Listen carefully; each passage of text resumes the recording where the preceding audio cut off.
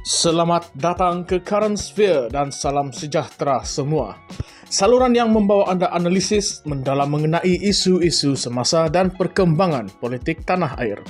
Persoalan kali ini, adakah kerjasama Parti Warisan dengan pihak-pihak yang sehaluan benar-benar akan memperjuangkan hak rakyat Sabah atau adakah ia sekadar taktik politik untuk kekal relevan?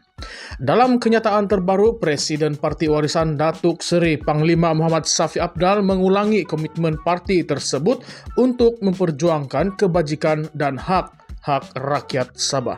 Beliau menekankan bahawa Warisan bertekad mengangkat Sabah dari keadaan serba kekurangan dan pembangunan yang ketinggalan yang masih dialami rakyat walaupun setelah lebih 61 tahun merdeka. Bagi Shafie, cabaran yang dihadapi rakyat Sabah dalam bidang ekonomi, kesihatan, dan pendidikan adalah isu mendesak yang perlu ditangani bagi memastikan kemajuan negeri ini. Komitmen Warisan adalah untuk merapatkan jurang pembangunan di Sabah dengan memperjuangkan hak-hak ekonomi, meningkatkan akses kepada perkhidmatan kesihatan yang berkualiti, dan memastikan sistem pendidikan yang lebih kompetitif serta inklusif. Shafie juga menyatakan bahawa Warisan terbuka untuk bekerja sama dengan mana-mana parti tempatan yang berkongsi matlamat yang sama untuk menyuarakan keperluan rakyat Sabah. Kerjasama ini, kata beliau, adalah usaha untuk mengutamakan kepentingan Sabah serta memastikan suara rakyat negeri ini lebih didengari. Shafie turut menekankan bahawa objektif utama Warisan adalah untuk menyatukan rakyat Sabah ke arah masa depan yang lebih makmur, stabil, dan inklusif. Beliau percaya bahawa melalui kerjasama dengan parti-parti yang sehaluan, suara rakyat Sabah akan menjadi lebih kuat dan dapat membentuk perpaduan yang kukuh untuk mengatasi cabaran-cabaran yang dihadapi oleh negeri ini. Dengan jaminan komitmen Warisan terhadap autonomi Sabah, Shafie mengatakan bahawa parti itu akan terus memperjuangkan dasar-dasar yang melindungi hak dan aspirasi rakyat Sabah. Baginya, rakyat Sabah berhak untuk menikmati kemajuan yang setanding dengan negeri-negeri lain di Malaysia. Namun, kita perlu bertanya, apakah impak sebenar kerjasama ini? Warisan seringkali membangkitkan isu-isu ini, tetapi sejauh manakah perubahan yang dapat dilihat di lapangan?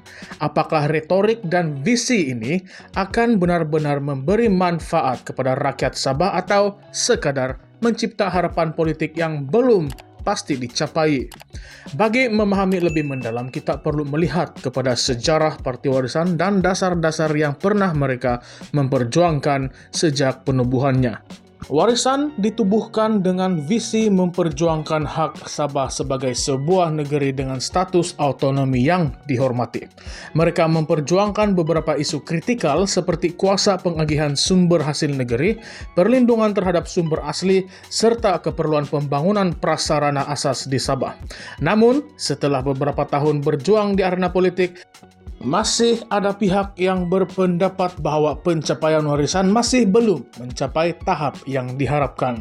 Dalam konteks politik yang semakin dinamik di Sabah, Warisan perlu berdepan dengan tekanan politik seperti gabungan besar seperti Gabungan Rakyat Sabah atau GRS dan pihak pembangkang yang lain.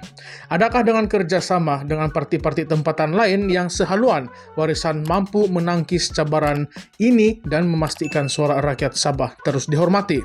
Selain itu, isu-isu seperti kelewatan pelaksanaan Perjanjian Malaysia 1963 atau MA63 seringkali dibangkitkan oleh pemimpin Sabah, tetapi perjalanannya dilihat terlalu lambat dan ramai rakyat Sabah masih menunggu bukti komitmen yang sebenar.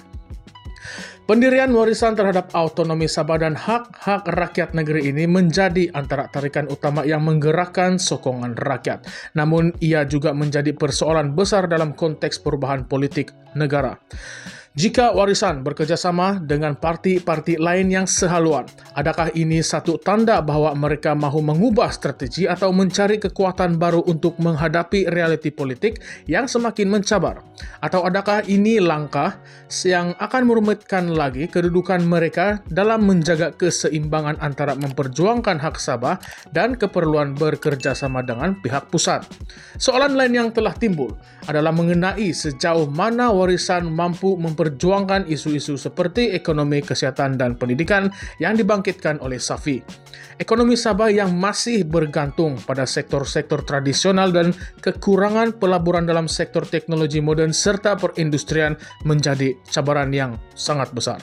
Adakah kerjasama ini mampu menarik lebih banyak peluang ekonomi kepada Sabah, atau adakah ia akan mengulangi pola yang sama? Dalam isu kesehatan, akses perubatan yang berkualiti dan infrastruktur hospital yang kurang memadai di kawasan luar bandar sering menjadi keluhan rakyat. Jika warisan benar-benar ingin melihat perubahan, adakah kerjasama ini bakal memberikan impak yang diharapkan? Begitu juga dengan pendidikan, di mana terdapat banyak sekolah yang masih dalam keadaan daif, terutama di kawasan pendalaman Sabah. Kualiti pendidikan yang tidak setara dengan negeri-negeri lain menyebabkan ramai pelajar di Sabah kurang mendapat peluang yang sama. Sekiranya kerjasama dengan parti lain dilakukan, adakah warisan akan mampu membawa perubahan yang lebih konkret dalam sektor pendidikan, atau hanya akan terus berdepan dengan halangan? Sebagai penonton, apakah pendapat Anda mengenai isu ini? Adakah kerjasama warisan dengan pihak lain benar-benar mampu membawa perubahan besar untuk Sabah, atau sekadar strategi untuk mengekalkan relevansi politik mereka? Mari kita bincangkan. Tinggalkan pandangan Anda di ruangan komen di bawah, dan terus bersama Current Sphere MY untuk isu-isu politik terkini tanah air. Jangan lupa like, share, dan subscribe. Terima kasih semua.